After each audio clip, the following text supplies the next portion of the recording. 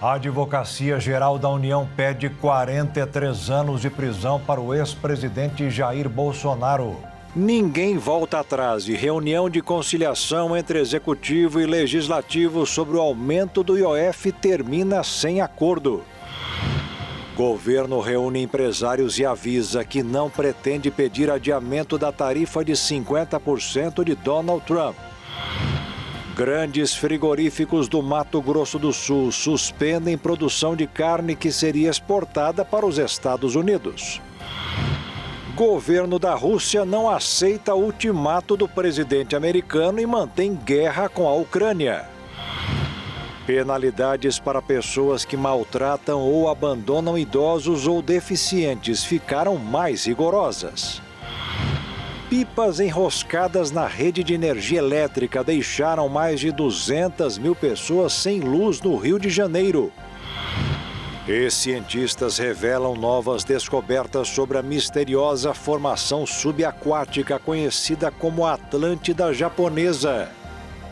É agora no Jornal das 22.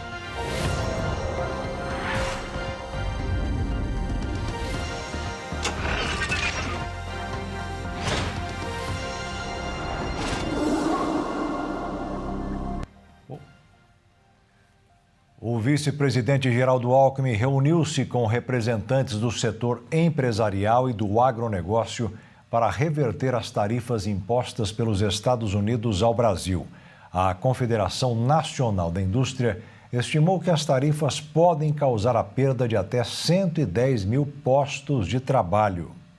Após o encontro para discutir o tarifaço dos Estados Unidos, o vice-presidente e ministro do Desenvolvimento, Indústria, Comércio e Serviços, Geraldo Alckmin, diz que o governo está empenhado em rever a tarifa imposta ao Brasil e buscar uma solução negociada. O vice-presidente reuniu-se com representantes da indústria alimentícia para discutir os efeitos da tarifa de 50% aplicada pelos Estados Unidos ao Brasil, onde reiterou o compromisso do governo em negociar as taxas por meio do diálogo e dentro do prazo estipulado até 1º de agosto. O que nós ouvimos aqui é negociação, ou seja, um empenho para rever, o que coincide com a proposta do governo brasileiro e do presidente Lula. Depois também foi colocado a questão de que o prazo é exíguo, que é um prazo curto, que nós deveríamos, de repente, trabalhar pela questão da sua dilação. Foi colocado aqui o empenho do setor produtivo, que vai conversar com seus congêneres nos Estados Unidos, para quem eles vendem, de quem eles compram. Então, vamos envolver também, porque é uma relação importante que repercute também nos Estados Unidos, podendo encarecer produtos, encarecer a economia americana.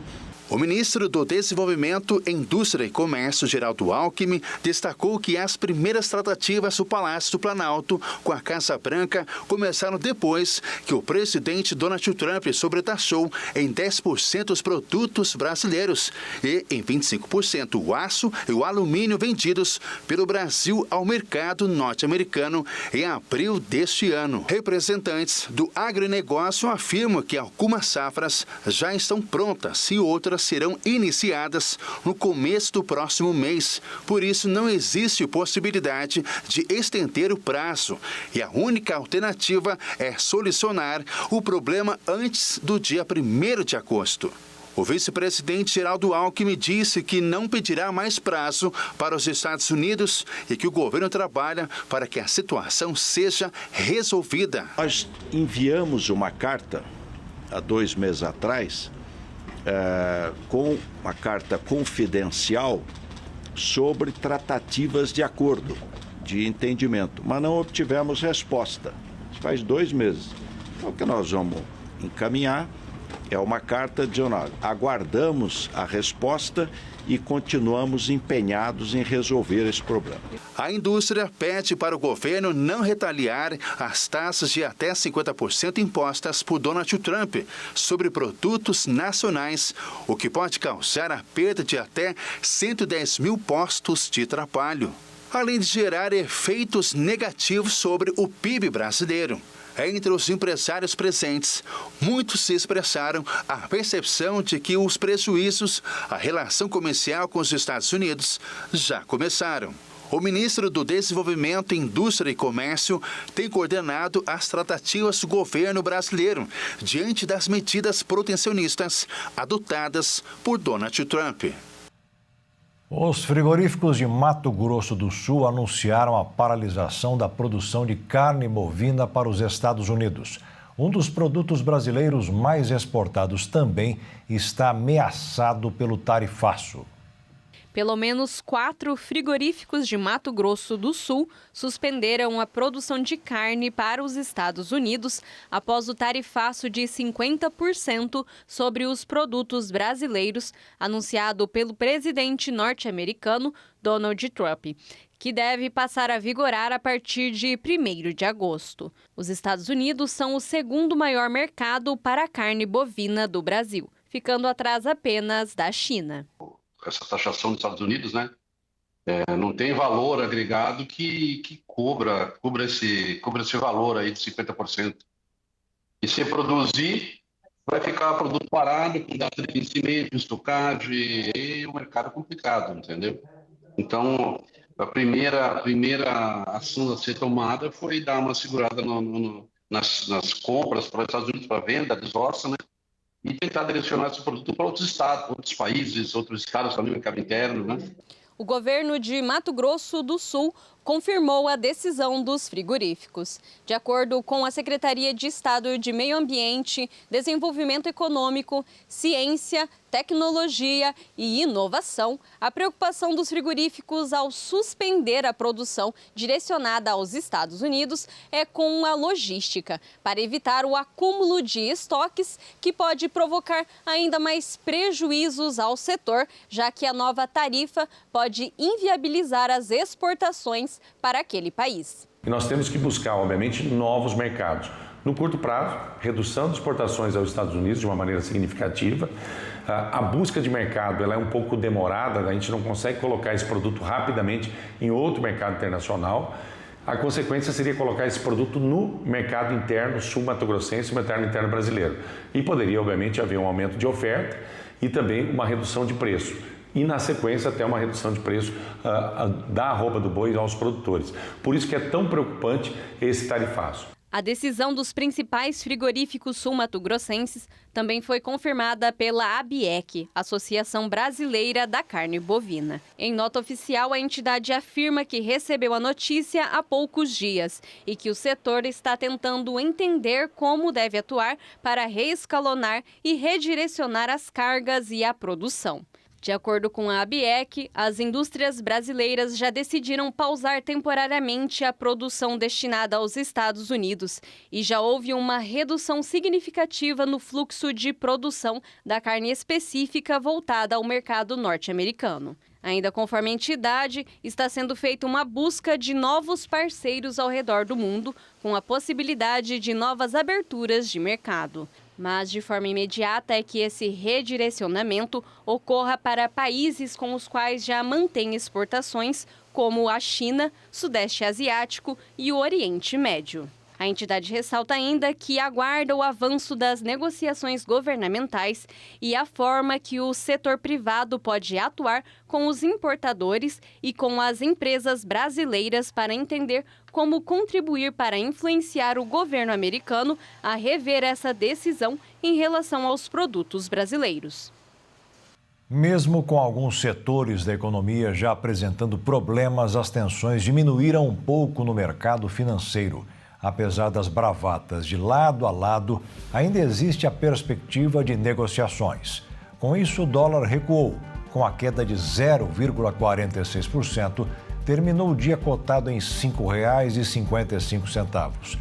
Na Bolsa de Valores, o pregão foi estável, aos 135.250 pontos. Uma pesquisa apontou que a reação do presidente Lula ao tarifaço imposto por Donald Trump teve efeito positivo entre os brasileiros. O petista atingiu o maior percentual de aprovação deste ano. Segundo o levantamento feito pela Atlas Intel, quase metade da população brasileira passou a aprovar o atual governo. Mas a pesquisa apontou empate técnico, porque 50% ainda desaprovam a governança do chefe do executivo. A avaliação do governo federal também oscilou positivamente. Em junho, 41% dos entrevistados consideravam a gestão petista como ótima ou boa, subindo para 43% esse mês. Para mais de 61% dos questionados, Lula representa melhor o Brasil e 39% acham o ex-presidente Jair Bolsonaro melhor. Esse crescimento na aprovação do governo Lula teve um fator crucial, o tarifaço de Donald Trump. A decisão de taxar os produtos brasileiros em mais de 50% foi justificada por ele como resposta ao tratamento dado pelo Brasil ao ex-presidente Jair Bolsonaro e às decisões do Supremo Tribunal Federal contra as empresas americanas de tecnologia. A reação do petista agradou os 45% dos entrevistados. A pesquisa foi feita entre os dias 11 e 13 de julho e foram ouvidos quase 3 mil eleitores e a margem de erro é de 2 pontos percentuais para mais ou para menos. E veja a seguir, a Advocacia Geral da União pede 43 anos de prisão para o ex-presidente Bolsonaro. E pelo menos mais 14 ônibus são depredados na capital paulista e na Grande São Paulo.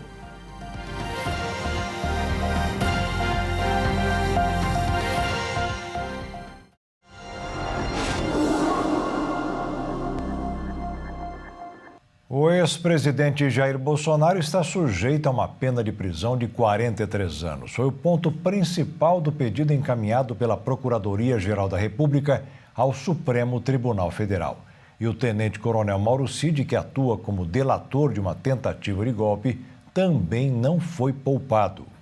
A PGR apresentou suas alegações finais no processo que investiga a suposta trama golpista atribuída ao ex-presidente Jair Bolsonaro. No documento de 517 páginas, a PGR solicita ao STF a condenação de Bolsonaro por diversos crimes que, somados, podem alcançar até 43 anos de prisão. De acordo com a Procuradoria, o ex-presidente teria implementado um plano sistemático e progressivo para enfraquecer as instituições democráticas, com o objetivo de impedir a alternância legítima de poder nas eleições de 2022. Entre os crimes pelos quais a condenação é solicitada estão a liderança de organização criminosa armada, com agravantes como o uso de arma de fogo e participação de funcionário público, cuja pena pode chegar a 17 anos. A abolição violenta do Estado Democrático de Direito, com pena de até 8 anos, tentativa de golpe de Estado com possibilidade de 12 anos de reclusão, dano qualificado contra patrimônio da União em razão dos atos de 8 de janeiro, com pena de até 6 anos, e deterioração de patrimônio tombado com até 3 anos de reclusão. Segundo o Procurador-Geral da República, Paulo Gonet, Bolsonaro teria demonstrado conivência com atos antidemocráticos, inclusive ao afirmar que seria melhor o pessoal ficar lá do que vir aqui para a esplanada, em referência a manifestantes acampados em frente a quartéis após o segundo turno de 2022. A fala foi interpretada pela PGR como um indício de apoio passivo aos movimentos que culminaram na tentativa de golpe. Gonet ainda apontou como uma confissão o trecho em que Bolsonaro mencionou buscar alguma alternativa na Constituição após o TSE multar seu partido por questionar o resultado das eleições. Para o procurador-geral, isso evidencia a intenção do então presidente de contestar judicialmente a derrota eleitoral por meios autoritários. O documento também analisa o comportamento do tenente-coronel Mauro Cid, delator e ex-ajudante de ordens de Bolsonaro. A PGR não recomendou o perdão judicial total ao militar, mas apenas a redução de 1/3 da eventual pena. A justificativa é que, embora Cid tenha colaborado com as investigações, teria omitido fatos relevantes e adotado uma narrativa seletiva. Segundo Gonet, a cooperação efetiva exige boa-fé, algo que, segundo ele, não ficou completamente evidenciado no caso de Cid. Com a entrega das alegações finais pela PGR, o processo avança para a fase derradeira. As defesas dos réus, incluindo a de Bolsonaro, terão agora a oportunidade de apresentar suas considerações finais. Como há colaboração premiada no processo, é provável que o STF conceda prazos diferenciados para a defesa do delator e dos demais acusados. Mesmo durante o recesso do Judiciário, que se estende até 31 de julho, os prazos continuarão a correr, uma vez que um dos réus, o ex-ministro Walter Braga Neto está preso preventivamente sob acusação de obstrução da investigação. Encerrada essa etapa, o caso estará pronto para ser julgado pela primeira turma do STF. A data será definida pelo presidente do colegiado, o ministro Cristiano Zanin. Na sessão de julgamento, os ministros decidirão sobre a culpa ou inocência de cada acusado. Se houver condenações, as penas serão fixadas no momento do julgamento. As defesas ainda poderão recorrer ou solicitar pedidos de revisão caso surjam novos elementos.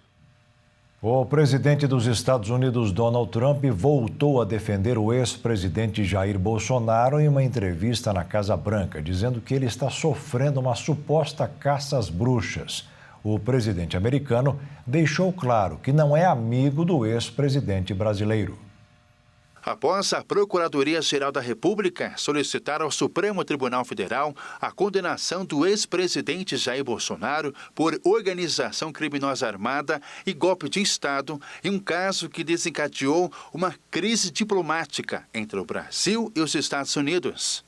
Pelo presidente dos Estados Unidos, Donald Trump, que chamou o processo de caça às bruxas e anunciou tarifas de 50% sobre as importações brasileiras a partir do dia 1º de agosto.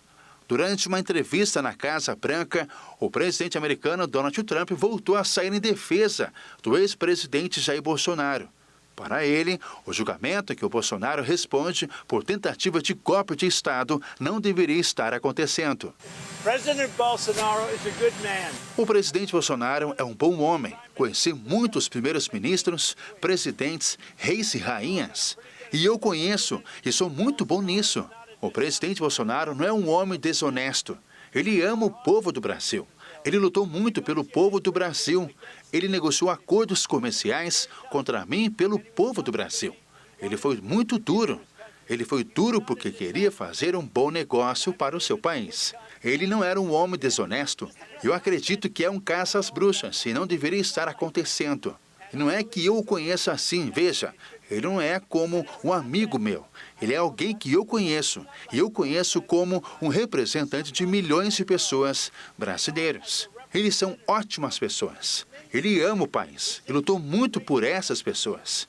E eles querem colocá-lo na cadeia. Eu acho que isso é um caça às bruxas. Eu acho que é muito lamentável. E ninguém está feliz com o que o Brasil está fazendo, porque Bolsonaro era um presidente respeitado. Muito respeitado. Pelo menos mais 14 ônibus foram depredados hoje na capital paulista e Grande São Paulo. Nos ataques, nem a Avenida Paulista, considerada o cartão postal da cidade, foi poupada. No domingo, o último domingo, o dia mais violento até agora.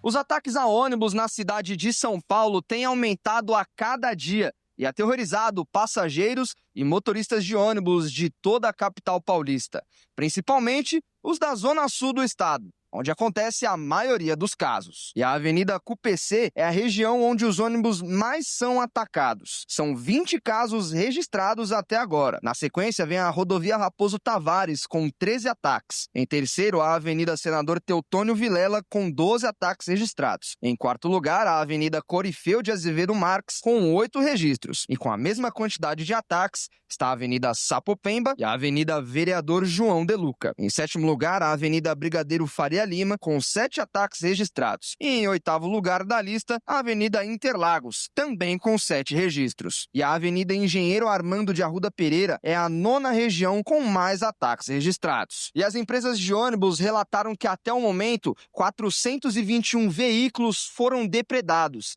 E a polícia informou que está intensificando as investigações e as prisões desses criminosos. Até o momento, 7 suspeitos já foram detidos. E nem as vans que transportam pessoas com deficiência estão sendo poupadas. Os registros da polícia apontaram 2 ataques nos últimos 15 dias. E a Anistia Internacional revelou que está vendo retrocesso na segurança das comunidades do Rio de Janeiro. Uma situação provocada por uma decisão do Supremo Tribunal Federal que derrubou um plano para a reorganização das favelas. Segundo a Anistia, estava tudo indo bem, até o STF mudar tudo. A Anistia Internacional do Brasil divulgou um relatório em que alerta para os possíveis retrocessos na proteção dos direitos humanos nas favelas do Rio, após a decisão do Supremo Tribunal Federal, que derrubou a arguição de descumprimento de preceito fundamental 635, conhecida como a DPF das favelas. A ação foi apresentada em 2019 pelo PSB, diante da escalada de mortes causadas por policiais em comunidades do estado. Em 2020, o Supremo impôs uma série de limites às forças de segurança fluminenses, como a proibição de uso de escolas e hospitais como base policial. Vetou operações durante o horário escolar, passou a exibir aviso prévio ao Ministério Público antes de cada operação e impôs o fim de mandados coletivos de busca. Em abril deste ano, no entanto, os ministros decidiram encerrar o reconhecimento de estado de coisas inconstitucionais em que o Estado viola sistematicamente direitos fundamentais e precisa ser obrigado a corrigir esse cenário. Para a Anistia, a decisão foi prematura e representa um risco de retrocesso. Segundo a organização, as violações continuam a ocorrer nas comunidades. Por isso, medidas como a liberação do uso de helicópteros e armamento pesado em áreas densamente povoadas colocam ainda mais risco à vida de moradores, principalmente de crianças, mulheres, pacientes e jovens negros. O relatório também manifesta preocupação com o avanço de 2 projetos de lei no Senado, o que amplia o excludente de ilicitude para policiais em atuação dentro de residências e o que estende essa proteção a outras ações de segurança. A Anistia lembra que, mesmo com as medidas da ADPF em vigor, mais de 3.200 operações foram realizadas no Rio de Janeiro. A entidade também critica o enfraquecimento do controle externo das polícias e da participação de familiares de vítimas em investigações. Ao finalizar o documento, a Anistia deu recomendações ao STF e ao Poder Público, solicitando que o monitoramento das operações seja retomado, que o aviso prévio às ações policiais volte a ser obrigatório e que o uso de estruturas civis como bases operacionais seja definitivamente proibido. E veja a seguir, governo da Rússia não aceita ultimato do presidente dos Estados Unidos e mantém guerra com a Ucrânia. E as penalidades para pessoas que maltratam ou abandonam idosos ou deficientes ficaram mais rigorosas.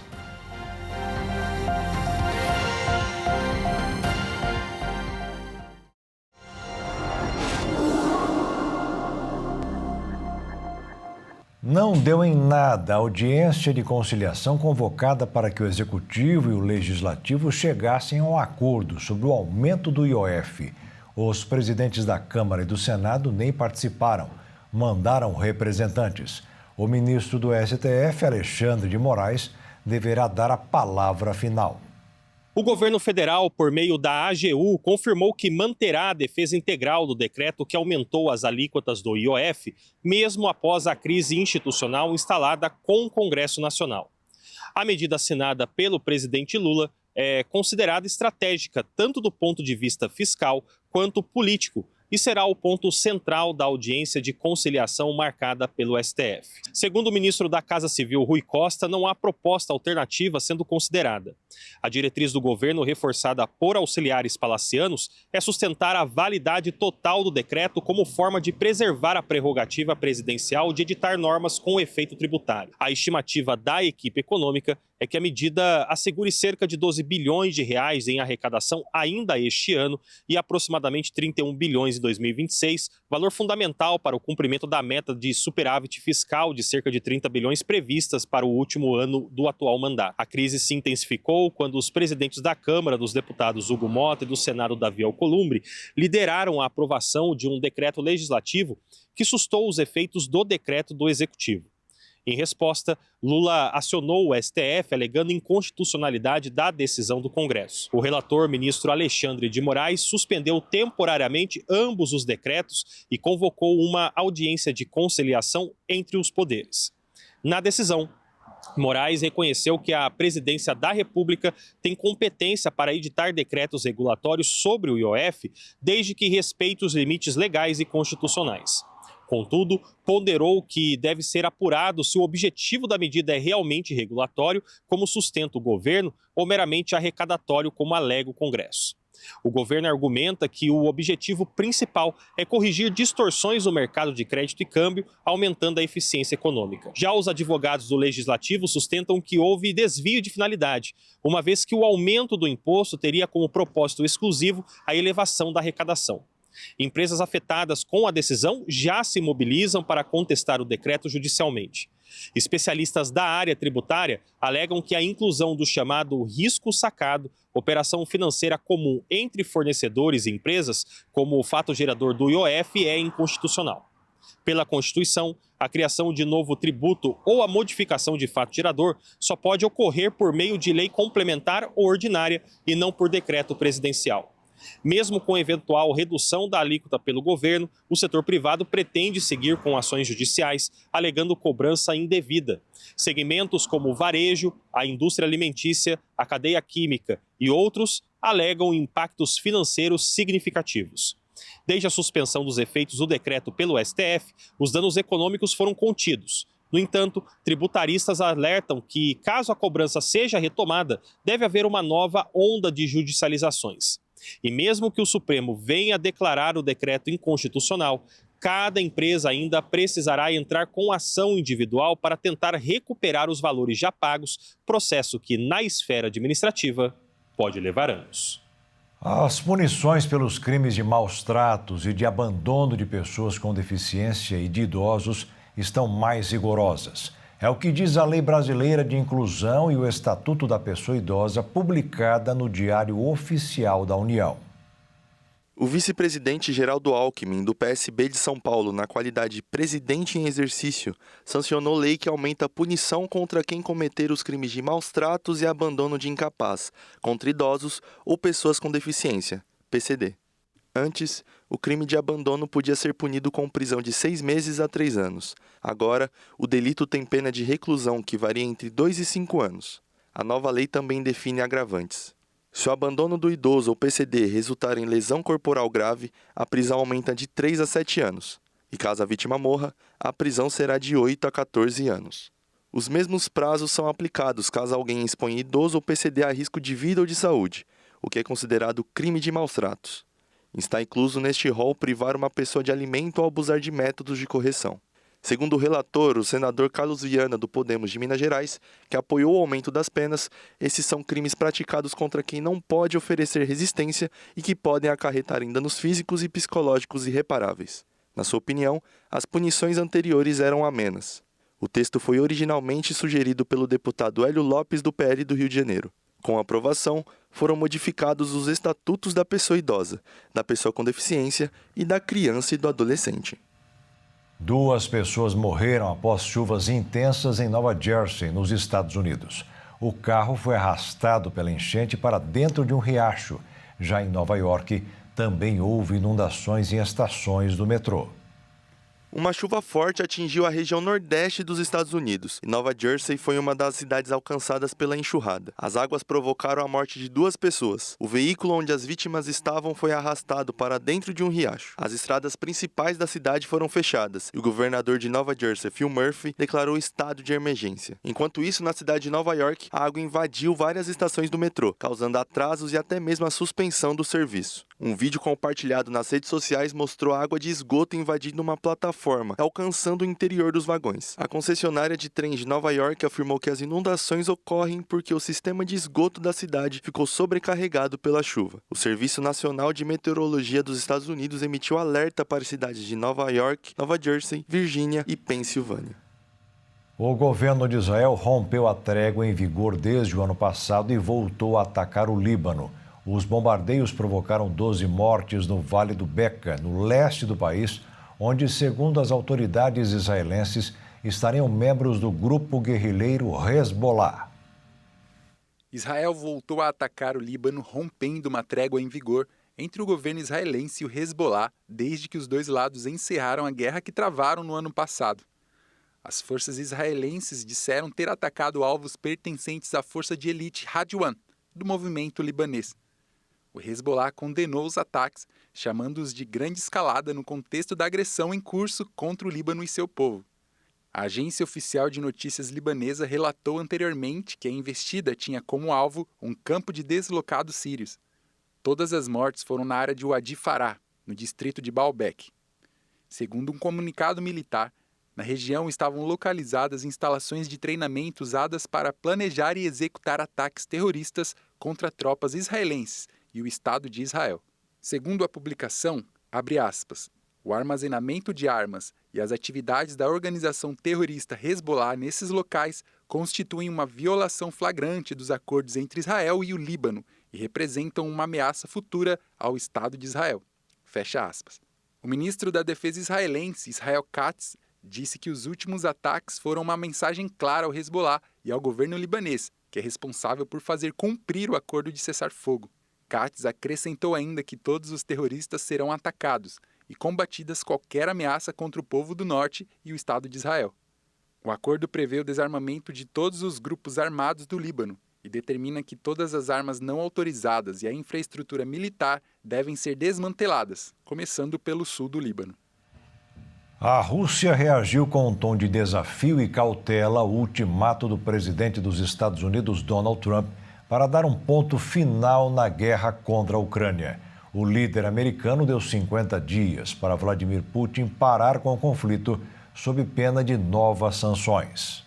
De acordo com o porta-voz do Kremlin, Dmitry Peskov, a fala de Trump é séria e precisa de tempo para ser analisada.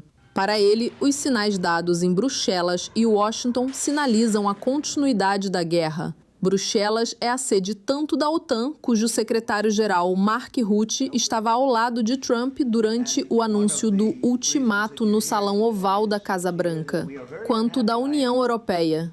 Peskov disse que está clara a disposição dos países do continente em lutar por procuração. Ele também afirmou que seu chefe poderá comentar pessoalmente o tema se considerar necessário. E reiterou que espera a resposta de Kiev parar uma terceira rodada de negociações diretas.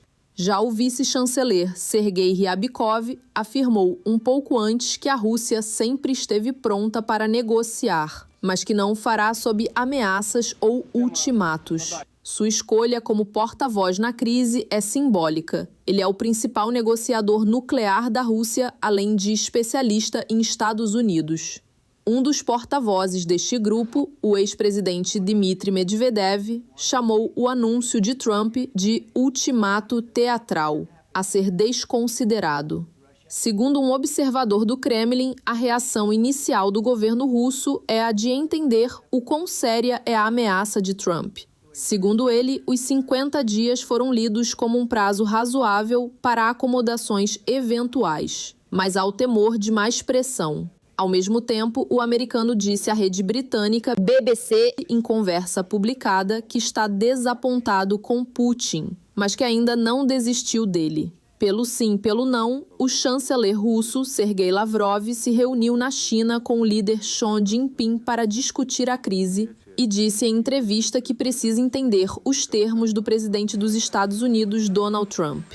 Até aqui, o republicano havia mudado a política de Washington para a guerra, adotando o discurso de Putin sobre a motivação para a invasão de 2022. Os dois líderes se falaram ao menos 5 vezes por telefone desde a volta de Trump ao poder em janeiro e abriram negociações diretas. Elas ocorreram também com os ucranianos, em 2 rodadas infrutíferas nas quais os termos para a paz de cada lado foram colocados e rejeitados. Volodymyr Zelensky quer negociar após um cessar-fogo e Putin quer sua lista de desejos atendida primeiro. Ela inclui a cessão de 4 territórios que anexou ilegalmente, a neutralidade militar de Kiev e até eleições no país vizinho.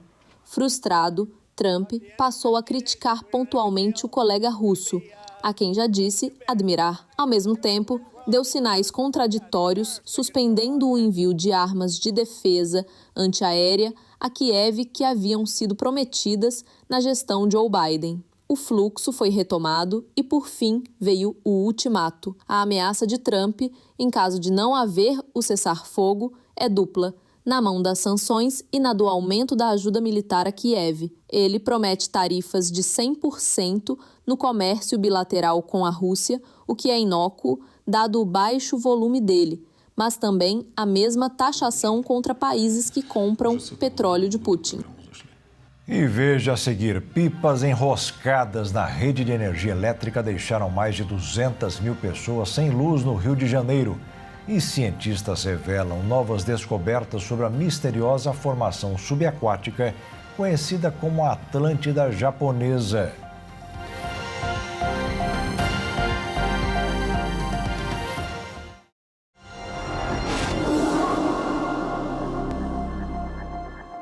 As pipas, comuns entre as crianças, é uma das brincadeiras preferidas nas férias escolares, como agora, e podem ser consideradas vilãs. No ano passado, milhões de pessoas ficaram sem luz pelos acidentes da rede elétrica. O Rio de Janeiro foi um dos estados campeões. Durante o ano de 2024, mais de 207 mil clientes da Light ficaram sem energia no Rio de Janeiro devido a ocorrências envolvendo pipas presas na rede elétrica. Somente nos 5 primeiros meses deste ano, mais de 45 mil consumidores foram impactados pelo mesmo motivo. A brincadeira comum nas férias escolares representa risco à segurança e pode causar transtornos para milhares de pessoas. De acordo com a concessionária, linhas de pipas que tocam os fios de energia podem provocar curtos-circuitos, descargas elétricas e até rompimento da fiação, o que representa perigo tanto para quem está empinando a pipa quanto para quem circula pela região. Os bairros com o maior número de registros neste ano são Campo Grande, Guadalupe, Santa Cruz e Irajá, todos na capital do Rio. Na Baixada Fluminense, o município de Belford Roxo lidera o número de ocorrências. Para prevenir acidentes e garantir a segurança da população, a Light orienta que as brincadeiras com pipas sejam feitas apenas em locais abertos, como praças, parques e campos de futebol, sempre longe da fiação elétrica. A empresa também alerta para que ninguém tente recuperar as pipas presas nos fios. Nesses casos, o ideal é acionar a concessionária. A Light informou ainda que realiza inspeções diárias na rede elétrica e ações preventivas para minimizar os impactos dessas ocorrências. O Conselho de Ética da Câmara suspendeu por 3 meses o mandato do deputado federal André Janones, do Avante de Minas Gerais. Na semana passada, ele se envolveu em uma confusão no plenário durante o discurso do opositor Nicolas Ferreira, do PL. A punição teve efeito imediato e implicou na suspensão do recebimento dos mais de R$46 mil de salário mensal de Janones. Além da suspensão cautelar do mandato, o Conselho abrirá agora um processo de cassação, que seguirá o protocolo normal. Nas redes sociais, Janones e Ferreira são uma espécie de ponta de lança do lulismo e do bolsonarismo, respectivamente. Eles já se envolveram em outros enfrentamentos na Câmara. No mais barulhento deles, os dois quase se atacaram fisicamente na sessão do Conselho de Ética, que livrou Janones da acusação de promover rachadinha em seu gabinete. A confusão da semana passada teve como pano de fundo a decisão do presidente dos Estados Unidos, Donald Trump, de impor uma sobretaxa de 50% ao Brasil. Quando Ferreira estava na tribuna, teve o discurso interrompido algumas vezes pela movimentação e empurra-empurra, a poucos metros de Janones. O deputado do PL de Minas Gerais afirmava que Lula e o Supremo Tribunal Federal eram culpados pela decisão do presidente norte-americano. Janones aparentemente fazia gravações com o celular na linha oposta e classificou como vira-latas e capachos, entre outros termos, os políticos da direita que elogiavam Trump. Em alguns momentos, aliados de Ferreira bateram boca com o deputado do Avante, fazendo coro de rachadinha.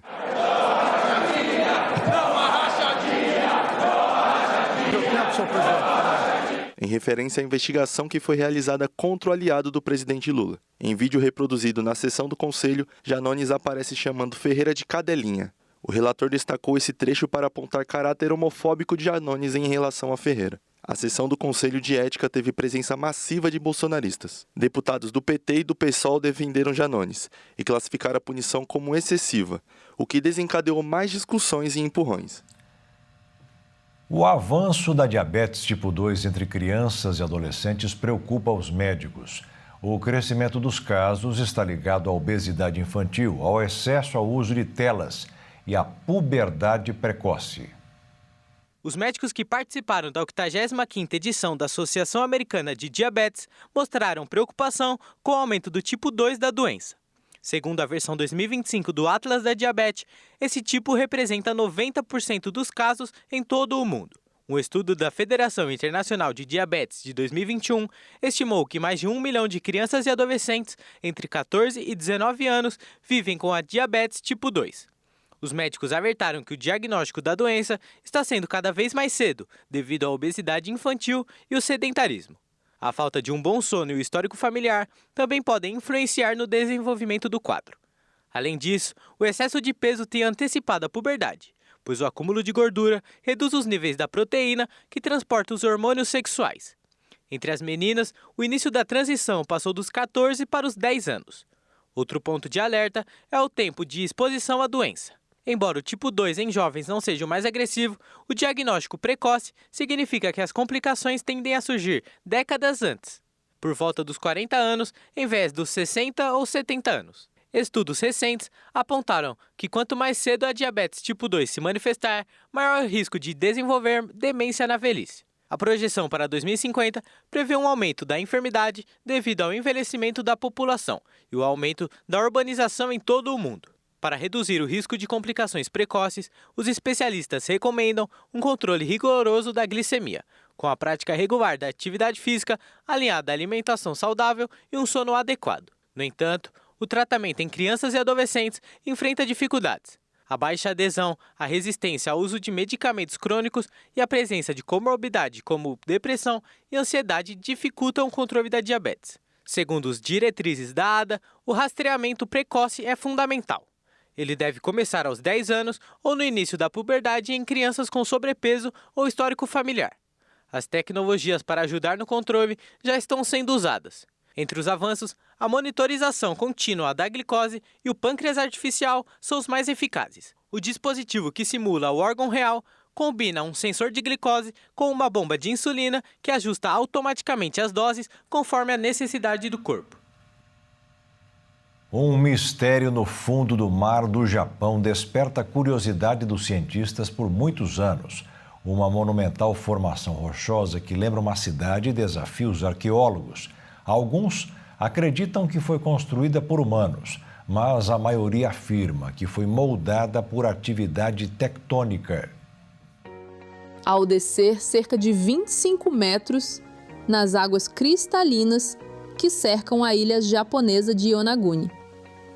E você se depara com um espetáculo que desafia os limites das convenções arqueológicas. Um maciço de arenito medindo 100 metros por 40 e com cerca de 25 metros de altura se ergue em grandes degraus perfeitos, com arestas retas e rampas que parecem saídas de uma maquete de cidade antiga.